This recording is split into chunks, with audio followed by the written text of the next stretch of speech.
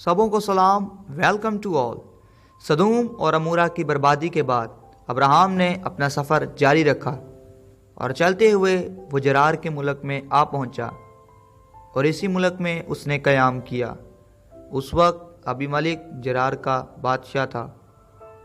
उसने अब्राहम को खुशामदीद कहा, मगर उसकी बुरी नज़र अब्राहम की बीवी पर थी, जिसकी वजह से खुदावंद का कहर उस पर भड़का और खुदावंद ने उसकी बीवी और उसकी लोंडियों के सब रहम बंद कर दिए और वो बांझ हो गईं। फिर जब अबीमलिक ने अपने गुनाह का इकरार किया और फिल हकीकत माफ़ी का इरादा इख्तियार किया तो खुदावंद ने उसे माफ़ किया। तब अब्राहम ने खुदा से दुआ की और खुदा ने अबीमलिक और उसकी बीवी और उसकी लोंडियों को शिफा बख्शी और उनके औलाद होने लगी, क्योंकि खुदावंद ने अब्राहम की बीवी सारा के सबब से अबीमलिक के ख़ानदान के सब रहम बंद कर दिए थे। बेशक खुदा ने अब्राहम और सारा से अपना वादा पूरा किया, जैसा कि उसने फरमाया था। बिल्कुल उसी वक्त के मुताबिक सारा ने एक खूबसूरत बच्चे को जन्म दिया। वो खुश थी और खुशी से हंसने लगी। जब उस बच्चे का नाम रखने का वक्त आया तो अब्राहम ने उसका नाम इसहाक रखा, जिसका मतलब है वो हंसता है। शायद उसे ये नाम इसलिए दिया गया कि वो बहुत खुशबाश और मुस्कुराने वाला बच्चा था, लेकिन इस वजह से भी कि वो अपने उम्र रसीदा माँ बाप की उस खुशी और शादमानी की याद दिलाता था जो उन्हें उसकी पैदाइश पर हुई। सारा को वो वक्त भी याद आता होगा जब वो इसलिए हंसी थी कि खुदा के हैरत अंगेज़ वादे का यकीन ना किया था कि वाकई उसका बेटा होगा।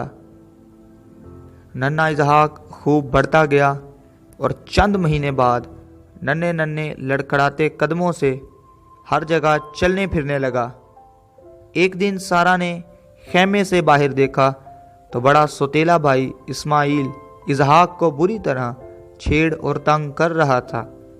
सारा अपने लाडले बेटे की हमायत करना चाहती थी।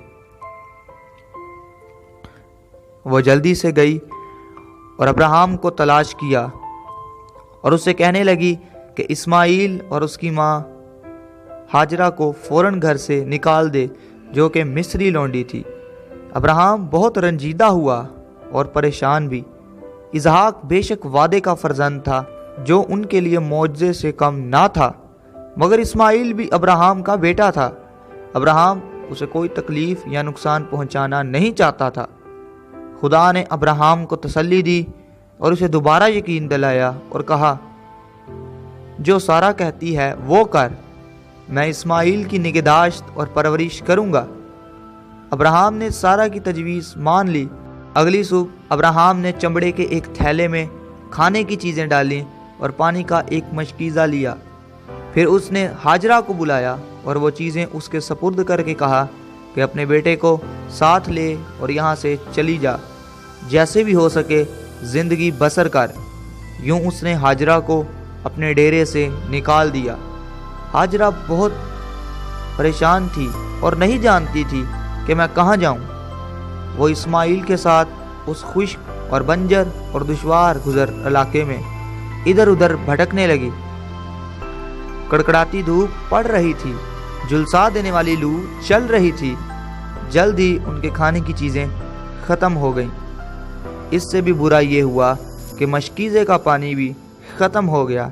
एक बूंद भी बाकी ना थी कि वो अपने होंठ तर कर लेते।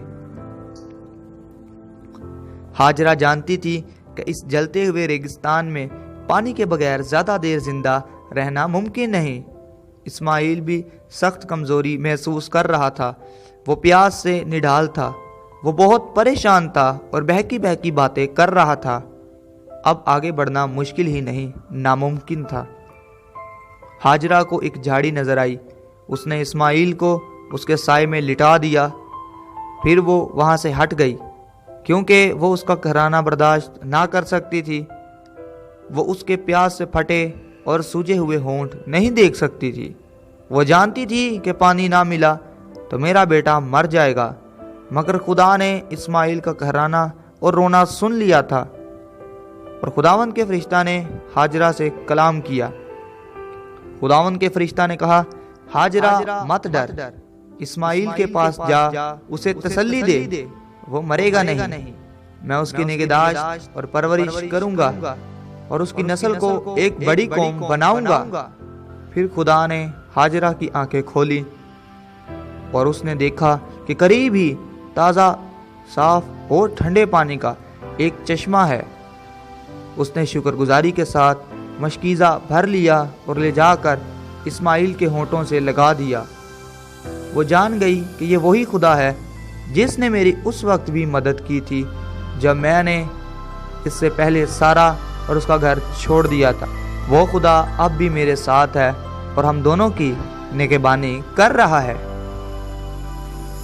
پھر اسی وقت دوسری طرف ابی ملک اور اس کے لشکر کے سردار فیکل نے ابراہیم سے کہا کہ ہر کام میں جو تو کرتا ہے خدا تیرے ساتھ ہے، اس لیے تو اب مجھ سے خداوند کے حضور یہ عہد کر کہ نہ میرے بیٹے سے نہ میرے پوتے سے دغا کرے گا، بلکہ جو مہربانی میں نے تجھ پر کی ہے ویسے ہی مجھ پر اور اس ملک پر جس نے تو نے قیام کیا ہے کرے گا۔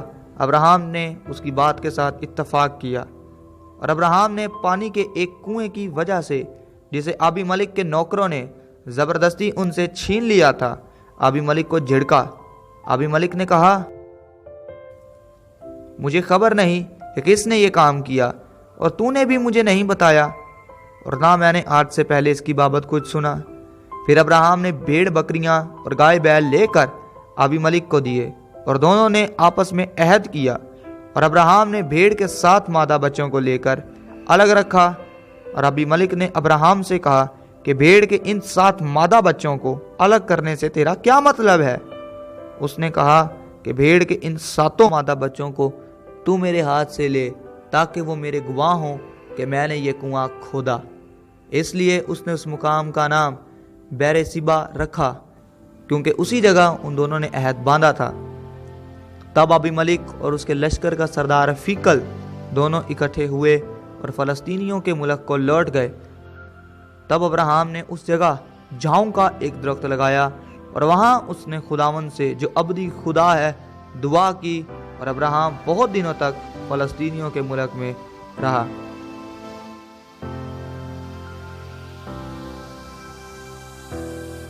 Thank you so much for watching this video. Allah bless you. Amen.